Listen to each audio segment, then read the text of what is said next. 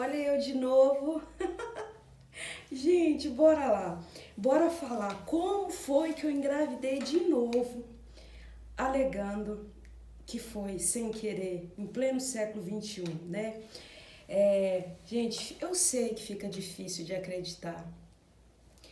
Eu tenho casos de pessoas que eu já ouvi falar que engravidou sem querer e eu fico, ai, será que é verdade? Né? Mas aí fica essa deixa aí pra você.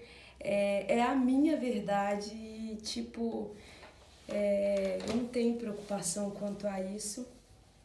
Mas eu sei que é difícil, né? Em pleno século XXI, alegar uma gravidez sem planejar. É, aconteceu comigo. E é muita, muita, muita verdade. E eu sei dessa verdade. E o que acontece? Vou contar agora como é que foi. Embora no vídeo aí já deixou uma deixa, né? Gente, vou começar desde o começo lá para ver se eu consigo fazer entender o porquê. Dia 30 de setembro eu fiz uma abdominoplastia com lipo, enxertia, então assim, tive a gravidez do Kaká, que já teve a história, né, do não planejamento. Então, só que do Kaká eu resolvi não operar. Eu tinha uma vontade de engravidar, novamente, tentar uma menina. Só que isso eu planejava lá pelos 40 anos, né? Era um sonho de ter uma gravidez com 40 anos. Mas eu não sabia se de fato eu iria engravidar. Era um plano, né? Eu e meu esposo decidimos, deixa quando chegar lá na frente a gente vê se vai querer ou não. E eu planejei muito para essa cirurgia e quando foi 30 de setembro, uns dias antes de 30 de setembro, eu estava tendo um sangramento contínuo que eu fiquei mais de 2 meses menstruando. Eu tive que tomar remédio para cortar e que me deu um cisto, se não me engano. E com isso até surgiu a hipótese de eu não poder operar dia 30 de setembro se esse sangramento não parasse. E eu queria ter colocado o DIU. Aí eu fui na ginecologista, ela falou assim para mim, olha, você vai fazer, se esse sangramento parar, você vai fazer a cirurgia plástica dia 30 de setembro.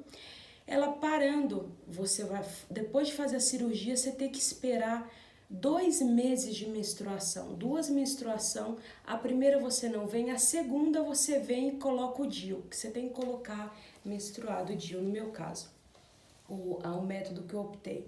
E assim, gente, foi. E eu dei a burrice. Comentei com meu esposo assim, eu vou parar de tomar anticoncepcional, por quê?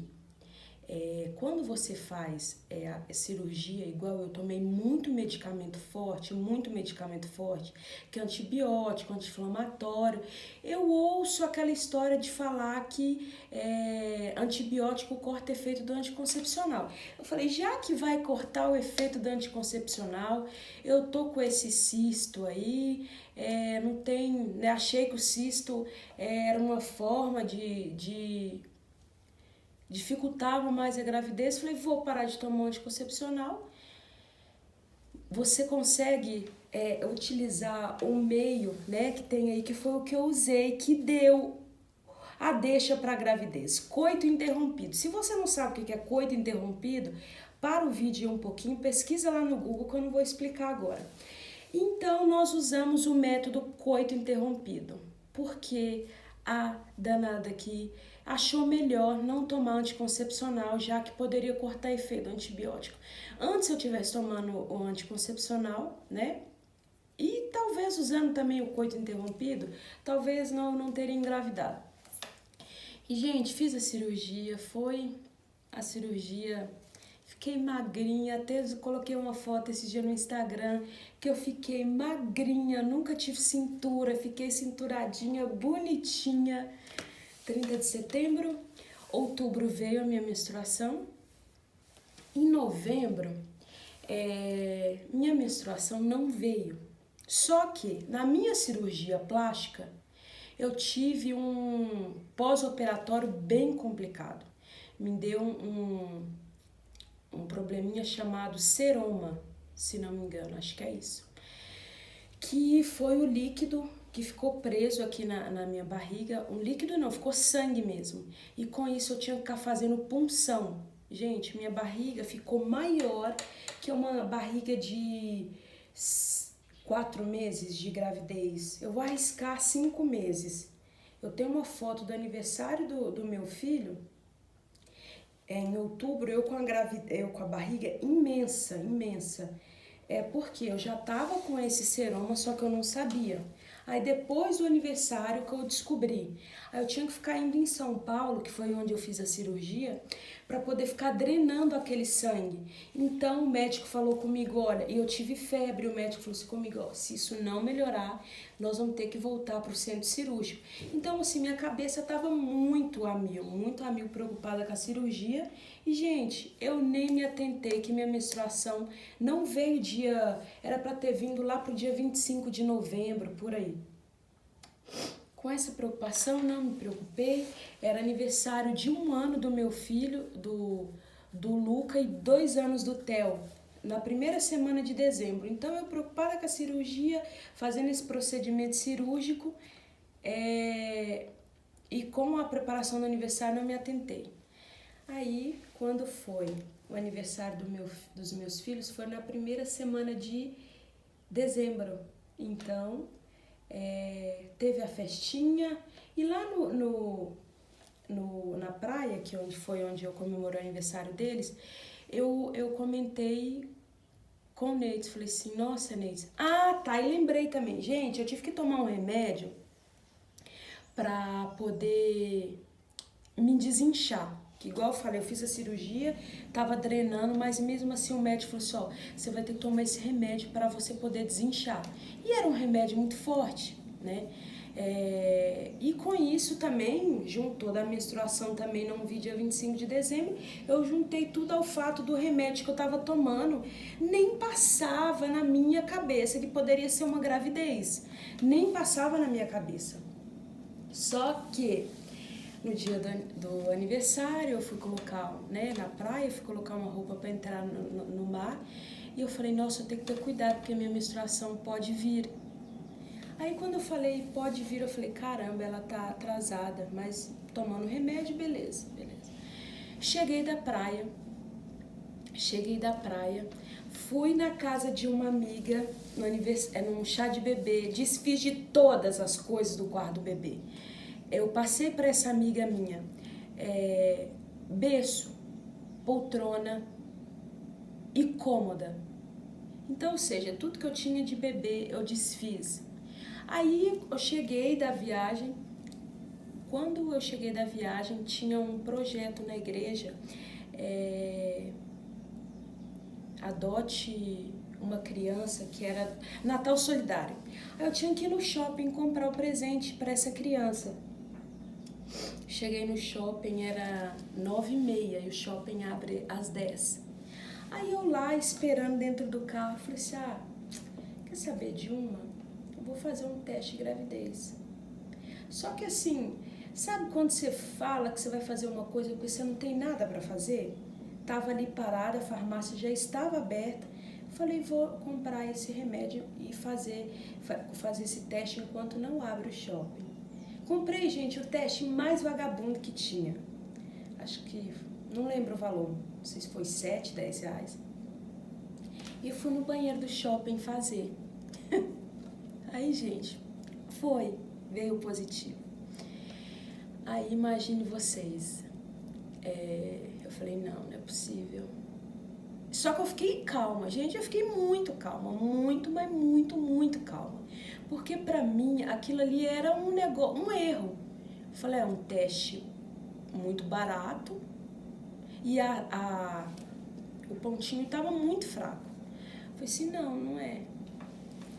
Aí eu deixei o potinho de xixi atrás do vaso do shopping, é a loucura, gente. Eu voltei na farmácia, comprei um teste daquele o mais caro lá, que sai até as semanas. E fiz. No que eu fiz, gente, aí já apareceu lá mais de 3 semanas, né? Aí sim, bateu o desespero. Bateu um desespero imenso. Aí eu lembro que eu fui pra praça de alimentação, sentei e comecei a chorar. Porque eu falei, e agora? Como que eu vou ligar pro meu marido pra contar uma coisa dessa pra ele?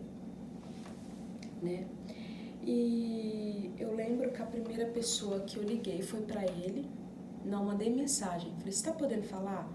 Que ele tava na empresa, na produção, e barulho de máquina e tal. Eu falei assim, se você puder falar, me liga. E ele não me ligava, não via a mensagem, aí eu comecei a ligar e nada. Aí, até que eu falei assim, não, tô nem aí. Aí eu só mandei pra ele assim, ó, tô grávida. E mandei o teste de gravidez positivo. Aí eu vi que ele visualizou a mensagem e já me ligou correndo, ligou de imediato. Gente, esse meu marido é um santo, né? Porque eu lembro que ele falou, você tá falando verdade? Eu falei, sim, tô. Aí eu sei que ele ficou alguns segundos sem falar nada. Ele não falou nada, ele não conseguia falar nada. E lógico, foi a melhor, ainda foi, a conduta dele ainda pra mim, ainda foi boa, porque ele só não conseguia falar nada, já pensou se ele começasse. Aí, gente, eu comecei a jogar a culpa nele, né? E eu falava pra ele, eu falava pra você que esse negócio não dava certo. Porque o coito interrompido, gente, depois eu fui ler isso, na verdade, agora, essa noite, pra ver se eu explicava pra vocês. Eu falei, não vou explicar. Mas o coito interrompido é um método contraceptivo que ele é falho, muito falho. Você tem que...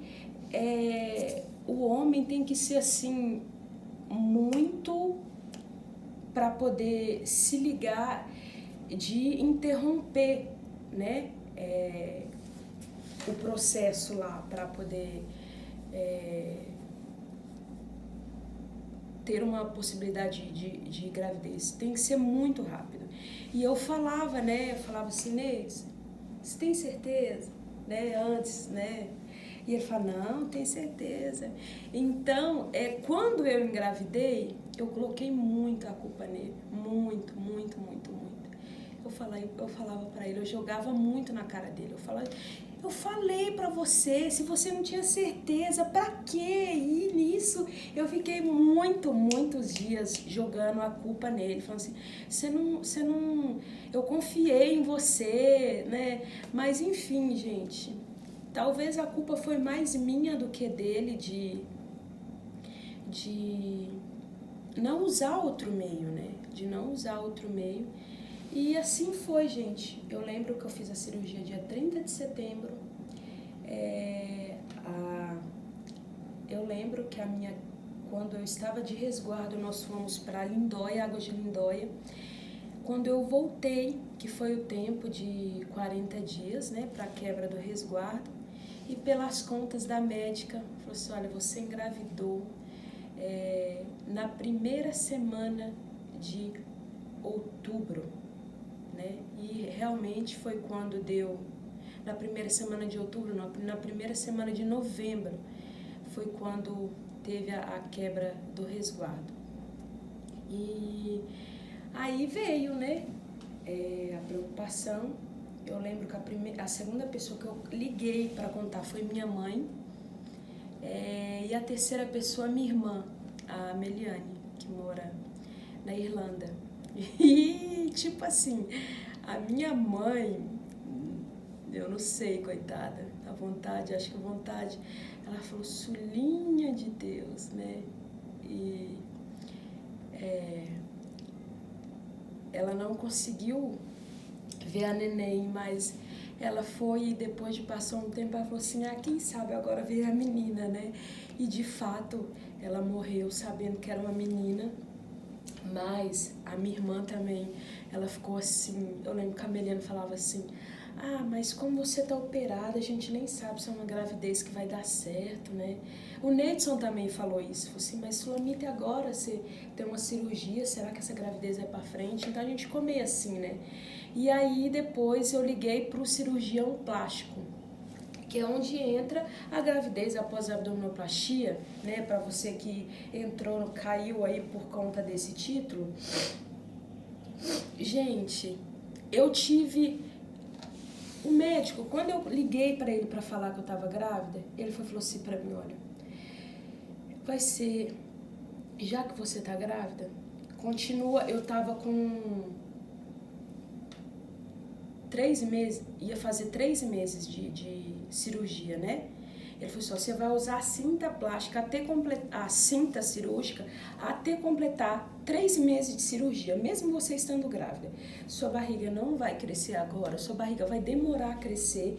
E de fato, gente, eu fui contar para a família, para algumas pessoas, para a família mesmo, que a minha sogra, minha cunhada, meus cunhados, com 3 meses de gravidez. Eu descobri com 3 semanas, mas eu fui contar com 3 meses. Porque era difícil eu contar. Era difícil, falar a verdade para vocês. Depois que eu contei, eu me arrependi. Eu falava assim, ó, eu podia ter segurado mais para contar, porque eu ainda não estava preparada para contar.